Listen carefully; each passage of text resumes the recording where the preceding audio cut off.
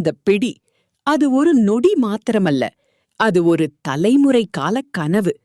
காளையின் திமில் பிச்சியின் கைகளுக்குள் அடங்கியது. அவன் கைகளை எடுத்தான். காரி விடுதலை பெற்றது. ஆனால் அந்த வெற்றி அது பிச்சியின் கைகளில் ஒட்டிக்கொண்டிருந்தது. காளை மீண்டும் குகைக்குள் சென்றது. அதன் மூச்சுக்காற்று இருட்டில் மறைந்தது. களம் இப்போது அமைதியானது. தூசி அது இப்போது அடங்கத் தொடங்கியது. பிச்சி தனியாக நின்றான். அவனது உடல் முழுவதும் அந்த சிவப்பு மண் படிந்திருந்தது. அவனது பார்வை மங்கியது. அந்த வெறித்தனமான பார்வை இப்போது மென்மையாக மாறியது. உடல் வலி அது இப்போதுதான் தெரியத் தொடங்கியது. அவனது முழங்கால்கள் தளர்ந்தன. ஒவ்வொரு நரம்பும் துடித்தன. அவன் சுவாசம் ஆழமாகவும் மெதுவாகவும் இருந்தது. அவன் தன் உள்ளங்கைகளை பார்த்தான். அங்கே ஒரு நொடி தன் தந்தையின் கைகள் தெரிவது போல இருந்தது. ஆனால் அவன் விழவில்லை. அவன் நிமிர்ந்து நின்றான். அம்புலித்தேவனின் மகன்.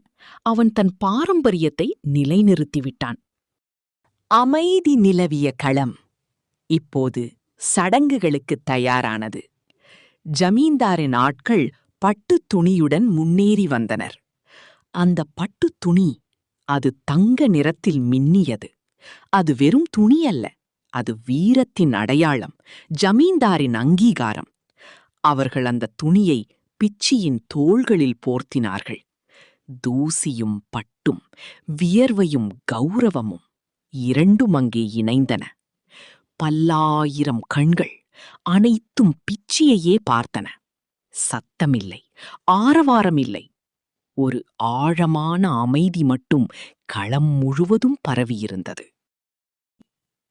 ஜமீன்தார் மேலிருந்து பார்த்தார். கீழே பிச்சி. அந்த தங்க பட்டுத் துணியுடன் களம் முழுவதும் அவனது ஆதிக்கத்தில் இருந்தது போல தெரிந்தது. ஜமீன்தாரின் முகம் அது ஒரு பாறை போல உறுதியாக இருந்தது. ஆனால் அவனது கண்களில் ஒருவித திகைப்பு, ஒருவித மரியாதை, அதே சமயம் ஒருவித அச்சமும் தெரிந்தது. பிச்சி நிமிர்ந்து பார்த்தான். ஜமீன்தாரின் கண்களை நேராக சந்தித்தான்.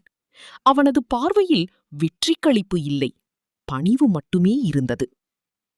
அந்த ஒரு நொடி காலம் உறைந்து நின்றது. பிச்சியும் ஜமீன்தாரும் வாடிவாசலின் இரு துருவங்களாக நின்றனர். அவர்கள் பேசவில்லை.